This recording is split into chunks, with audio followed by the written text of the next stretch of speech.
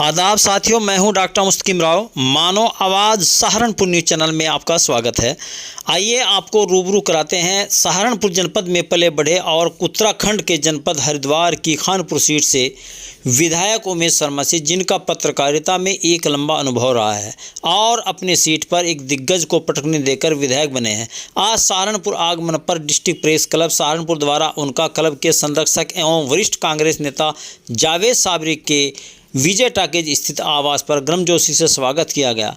इस अवसर पर उन्होंने पत्रकारिता एवं राजनीति पर अनेकों सवाल खड़े करते हुए कहा कि आज पत्रकारिता एवं राजनीति दोनों ही अपना स्वरूप बदल चुके हैं और पत्रकारिता में पत्रकार ही पत्रकार का दुश्मन बना है, जिसे पत्रकारों को ही समझना होगा। कहा कि आज पत्रकारिता अपना वास्तविक मकसद भूल कमर्शियल हो चुकी है।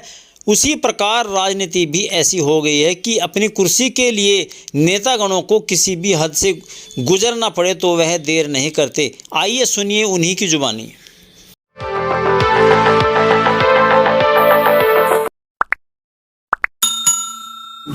विधायक जी, आज सहारनपुर आना हुआ तो क्या खास वजह थी?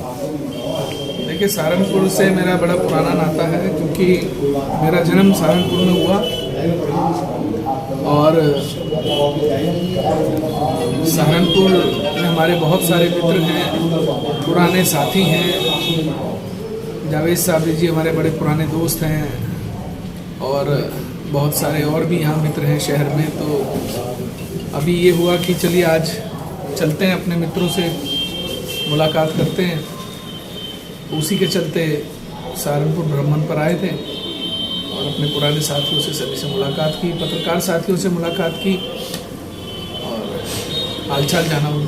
आपका एक लंबा अनुभव रहा पत्रकारिता में, तो पत्रकारिता को आप किस परिदृश्य से देखते हैं? मुझे छोड़ के बाकी सब दलाल हैं। बाकी सब दलाल हैं आपको छोड़ के? तो इसको सुधार को मुझे छोड़ने का मतलब, हर पत्रकार जिस दिन ये सोचना छोड़ देगा और जिस दिन पत्रकारों में एकता आ जाएगी, जिस दिन वो एक चौथे स्तंभ को चौथे स्तंभ की तरह मजबूत कर लेंगे, उस दिन पत्रकारिता हिंदुस्तान में सबसे ज़्यादा मजबूत होगी। लेकिन क्या है कि नेताओं ने अंग्रेजों की जो रणनीति थी कि फूट डालो राज करो, उसी पर अमन करते हैं और उसी पर वो चार पत्रकारों को उनके बीच में फूट डाले रखते हैं। वही उनके प्रतिनिधि होते हैं, वही उनके संवाददाता होते हैं, वही उन्हीं के लिए काम करते हैं। तो इन सब चीज़ों से पत्रकारों को बाहर आना चाहिए। अपने प्रोफेशन के प्रति कम से कम 40% ईमानदार हो जाएं। 60% तो मुझे लगता है होना असंभव है, क्योंकि अब मीडिया जिस दौर में आ गया है, मीडिया अब कॉरपोरेट हो गया है। आप अपना अखबार चला रहे हैं तब आपको विज्ञापन चाहिए, आप किसी संस्थान में काम कर रहे हैं तब आप टारगेट बेस्ड जर्नलिज्म कर रहे हैं। जर्नलिज्म खत्म हो गया। आप अपनी मर्जी से एक लाइन अपने चैनल या अखबार में लगा नहीं सकते। रूटीन की खबरें लगाते होंगे, मैं कह नहीं सकता, लेकिन पत्रकारिता कॉरपोरेट रूप ले चुकी है। टारगेट बेस्ड जर्नलिज्म है। सबको टारगेट दिए जाते हैं कि आपको कितने पैसे महीने में विज्ञापन के तौर पर लेकर आने हैं। तो ये टारगेट बेस्ड पत्रकारिता ने पत्रकारिता खत्म कर दी है।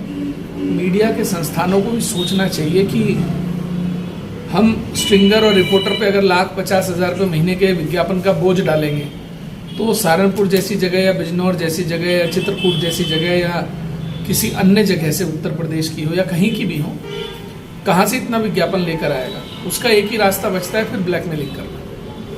तो अब अगर आप अपने पत्रकारों को ब्लैकमेलर बनाना चाहते हैं तो ये मीडिया संस्थानों को सोचना चाहिए और इससे बचना चाहिए।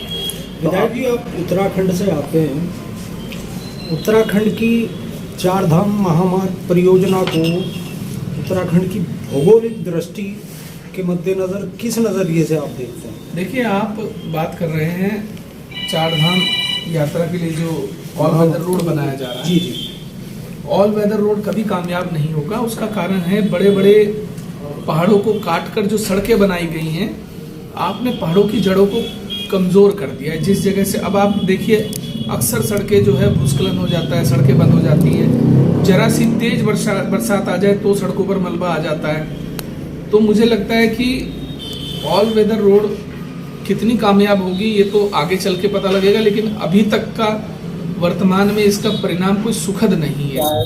उत्तरकाशी में जो सिलकियारा टनल वाला अभी हादसा हुआ है, वो सिलकियारा टनल वाले हादसे के बाद भी जो फैक्ट फाइंडिंग्स हैं उनके ऊपर सरकारें जो है ना अमल करने के लिए तैयार नहीं है। एक विधायक के नाते क्या आप अपनी आवाज को इस बारे में मुखर करेंगे? देखिए, हम तो अक्सर कहते रहते हैं, अक्सर सरकार को सलाह देते रहते हैं कि आप कोई भी काम जब आप करते हैं तो उसके सारे परिणाम, उसके सुखद परिणाम भी और उसके दुखद परिणाम भी, उन पर भी विचार करें। क्योंकि इंफ्रास्ट्रक्चर बनाने की सोच आपकी अच्छी है, लेकिन उसको बनाने की राह में और बनाने के बाद उसके क्या क्या प्रतिकूल प्रभाव उस क्षेत्र पर पड़ेंगे, उस घाटी में पड़ेंगे, उन पर भी विचार सरकारों को, वैज्ञानिकों के माध्यम से करना चाहिए। सिलकियारा जो आप कह रहे हैं वो टनल भी इसका एक सबसे बड़ा उदाहरण है कि हिंदुस्तान की सारी ताकत झोंकने के बाद आपको लगभग पौने महीने से ज्यादा, 21 दिन लगभग आपको उन लोगों को निकालने में लग गए। आप 43 लोगों को निकालने के लिए आपने वैज्ञानिक, आपने सेना, आपने एसडीआरएफ, एनडीआरएफ सब उतार दिए। एक टनल में सिर्फ 43 लोग निकालने के लिए आपने सैकड़ों टनल पहाड़ में बनाई हैं। कल को इस तरीके की कोई घटना हो जाती है तो उसके लिए आपके पास रैपिड एक्शन में क्या है? रैपिड एक्शन में आपके पास कुछ नहीं है, कोई समाधान नहीं है। अब चल रहा है, प्रकृति के साथ खिलवाड़ चल रहा है, चलने दीजिए, क्या कह सकते हैं। जिस तरीके से उत्तराखंड सरकार या सेंट्रल जो कंस्ट्रक्शन एजेंसी है, वर्किंग एजेंसीज हैं, वो डीपीआर से खिलवाड़ कर रही है। डीपीआर में अगर हम सिलकियारा टनल की बात करें तो उसमें rescue passage with tunnel with rescue passage का प्रोविजन था, तो लेकिन मौके पे रेस्क्यू पैसेज नहीं मिला, ना बनाया गया। आप बताइए, जब मुख्य द्वार ही किसी टनल का बंद हो जाएगा, रेस्क्यू पैसेज तभी तो आप बनाएंगे। भाई, जितने भी हाईवेज पर टनल बनते हैं उनमें रेस्क्यू पैसेज जो दिया जाता है वो राइट से या लेफ्ट से दिया जाता है। जब टनल ही बंद हो गई, मुख्य द्वार ही बंद हो गया, तो आप उसके लिए एक एक्स्ट्रा टनल तो बनाएंगे नहीं, आप कोई उनके लिए कोई गुफा बना के एक मार्ग तो बनाएंगे नहीं। तो मेरा यही कहना है कि ये टनल आने वाले भविष्य में क्या सुखद परिणाम देंगी, क्या इनके प्रतिकूल प्रभाव पड़ेंगे, ये तो वक्त बताएगा। लेकिन मुझे लगता है पहाड़ों में, दुर्गम घाटियों में हमें पहाड़ों के साथ बहुत छेड़छाड़ नहीं करनी चाहिए, ऐसा मेरा मानना है। आने वाली सरकार, आप चूंकि एक आजाद उम्मीदवार की हैसियत से कामयाब हुए, आप क्या समझते हैं कैसी सरकार आनी चाहिए? जैसी सरकार है वो रहनी चाहिए या इसमें कुछ तब्दीली होनी चाहिए? देखिए, मेरा मानना है कि कोई भी सरकार आए, युवाओं को रोजगार मिले, देश में गंगा जमुना तहजीब जो है वो बनी रहे, दंगे ना कराए जाएं, ना दंगे हों, हर समाज को, हर वर्ग को एक नजर से देखा जाए। जहां जहां सिडकुल या अन्य इंडस्ट्रियल कॉरिडोर बन रहे हैं, वहां वहां स्थानीय युवाओं को 70% रोजगार देने पर काम किया जाए। और इसके अलावा जो आम जन के जीवन में इस्तेमाल होने वाली चीजें हैं, कुछ भी हो, चाहे पेट्रोल हो, डीजल हो, खाने की चीजें हो, कुछ भी हो, उन पर वृद्धि पर रोक लगे। तो मेरा ये मानना है कि सरकार कोई भी हो जनहित में काम करे, देश हित में काम करे, यही मैं सोचता हूं, मेरा तो ये मानना है। विधायक जी, 22 तारीख में मंदिर, श्री राम मंदिर का उद्घाटन हो रहा है, तो कैसा महसूस कर रहे हैं आप? हर हिंदुस्तानी को अच्छा महसूस करना चाहिए। इसमें कैसा क्या महसूस करना, अगर मंदिर बन रहा है और हजारों करोड़ों लोगों की आस्था उस मंदिर के साथ जुड़ी है, तो जिस तरफ देश की आस्था है उस तरफ सभी की आस्था होनी चाहिए।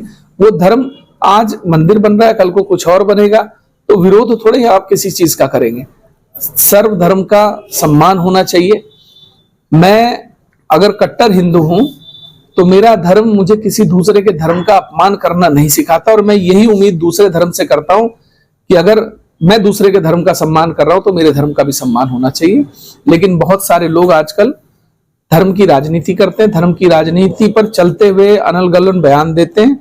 इन सब चीजों से बचना चाहिए और देश की एकता, संप्रभुता में हमें पूर्णतः विश्वास रखते हुए देश हित की बात करनी चाहिए।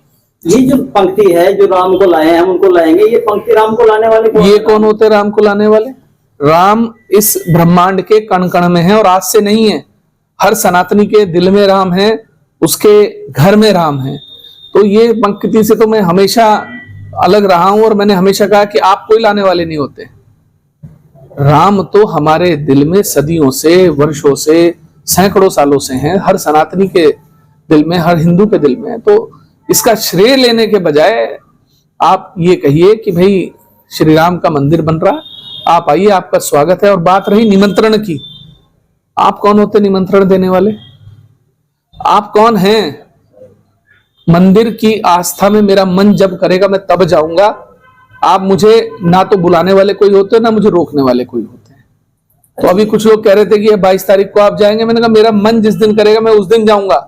मैं इनके निमंत्रण पर थोड़े जाऊंगा कि निमंत्रण दिया है, और नहीं भी देंगे मैं तब भी इनकी मर्जी से नहीं जाऊंगा। मैं अपने मन से जाऊंगा जिस दिन मेरा मन करेगा। ये आधी अधूरी तैयारियों पे मान लीजिए मंदिर का उद्घाटन कर रहे हैं, प्राण प्रतिष्ठा कर रहे हैं, तो ये क्या मानते हैं इसमें? देखिए अब तैयारियां क्या हैं मुझे तो वहां की वास्तु स्थिति का पता नहीं है, लेकिन यह है कि जो लोग इसको समझते हैं या जो लोग वहां होकर आए हैं, वहां तैयारियां क्या हैं क्या नहीं हैं, उन पर तो वही लोग टिप्पणी कर पाएंगे। जिस दिन मैं जाऊंगा उस दिन मैं भी टिप्पणी कर पाऊंगा कि आधी अधूरी तैयारियां थी, क्या था। विधायक जी, उत्तराखंड में बहुत जोर शोर से तैयारियां होती हैं, चर्चा होती है यूनिफॉर्म सिविल कोड की। आपको क्या लगता है कि किसी स्टेट को अलग से अपना ये माहौल बनाने, ये सिर्फ माहौल बनाने की बातें हैं, इतना आसान नहीं है सब कामों को करना। और मुझे लगता है कि अगर कोई ऐसा निर्णय देश हित में है तो स्टेट क्यों, फिर पार्लियामेंट किस लिए है? आप एक राज्य अलग से उसकी मुहिम चलाकर आप ये देखना चाहते हैं कि इस पर प्रतिक्रिया क्या आएगी अन्य जगह से, तो ये जो हिट एंड रन वाला मामला है ये नहीं करना चाहिए। पार्लियामेंट में लाइए, राज्यसभा से पास कराइए, लागू कर दीजिए, क्या दिक्कत है? ले लीजिए पूरे देश की राय। तो मुझे लगता है कि इन सब चीजों से बचना चाहिए। और लेकिन लगातार माहौल इस तरीके का देश में बनाया जा रहा है कि तलवारें खींची रहे लोगों के बीच में, लोगों की राजनीति चलती रहे। लगभग 150 सांसदों को निलंबित किया हुआ है, इसके बारे में क्या कहेंगे आप? देखिए, इस हिंदुस्तान में प्रधानमंत्री से लेकर राष्ट्रपति से लेकर सभी की मिमिक्री हुई है, कोई बड़ी बात नहीं है। ऐसा नहीं है कि किसी एक दौर में इंदिरा गांधी जी की, अटल जी की, आडवाणी जी की या अन्य बड़े नेताओं की मिमिक्री नहीं हुई। ये कोई इतना बड़ा मुद्दा नहीं है। हाँ, अब शब्दों का इस्तेमाल हुआ हो, उनकी शान में कोई गुस्ताखी की गई हो, उनका अपमान किया गया हो, उनके सम्मान पर कहीं चोट पहुंचाई गई हो, तो मुझे लगता है तब एक बात अलग है। लेकिन मिमिक्री करने का सबको अधिकार है, कोई भी किसी की मिमिक्री कर सकता है। इसमें कोई, मोदी जी की मिमिक्री अक्सर चैनलों पे मैं देखता हूं, अक्सर मैं ट्विटर पे देखता हूं, अक्सर मैं बहुत बड़े चैनलों पर देखता हूं, वो कार्टून बना देते हैं। आप ये बताइए, जो आज तक प्रो चलता है वो एक कार्टून, उसका नाम मैं भूल रहा हूँ, सो सॉरी, उसमें क्या है? वो नहीं होता, आप एक दूसरे के साथ हर तरीके का व्यवहार दिखा रहे हैं, उसमें वो क्या है? वो भी तो एक नाट्य रूपांतरण है। तो ये कोई, मैं इस बात से सहमत नहीं हूं, मुझे लगता है ये गलत है। आप सहारनपुर सहित अन्य पत्रकारों को क्या देना चाहेंगे मशवरा? देखिए, पत्रकार ना तो कोई छोटा होता है ना बड़ा होता है। संस्थान बड़े छोटे हो सकते हैं, संस्थान अमर उजाला, हिंदुस्तान जागरण, भास्कर और अन्य पंजाब केसरी जैसे संस्थान बड़े हो सकते हैं, लेकिन कोई एक छोटा सा अखबार में काम करने वाला भी पत्रकार होता है। वो वरिष्ठ हो सकता है, वो जूनियर हो सकता है, लेकिन पत्रकार कभी बड़ा छोटा नहीं हो सकता। तो मुझे लगता है पत्रकार है और सभी पत्रकारों का सम्मान एक जैसा है, उनका सम्मान बना रहे। और मैं तो सभी पत्रकार साथियों से कहूंगा कि एक दूसरे का सम्मान आप समाज में बनाएंगे तो आपका भी सम्मान बनेगा। अगर आपको लगता है कि आप दूसरे की कब्र खोद रहे हो तो कल को कोई आपकी भी खोदेगा, ये सोच के चलना चाहिए।